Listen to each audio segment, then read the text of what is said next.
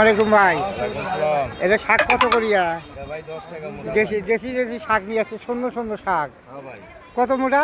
10 টাকা। তাহলে লাল শাক কত? লাল শাকও ভাই 10 টাকা। লাল শাকও 10 টাকা। কবি কত? কবি এই যে কপি ভাই 50 আহ, টাকা। কত সুন্দর কবি নিয়ে আইছেন ভাই। হ্যাঁ, খুব সুন্দর কপি। ডোগা কত? ডোগা দুগা 40 টাকা। কম কি? কম 40 টাকায়। কমে 40 টাকা। হ্যাঁ। তা কিছু কম নিবেন না? এত সুন্দর শাক নিয়ে আসছেন। আপনারা যদি শাক নিতে চান, এই যে দেশি শাক নিয়ে আসছি। এই যে সর্ষে শাক। ও দোস্ত, এই তো নাও, 20 টাকা মোটা। কত? 10 টাকা।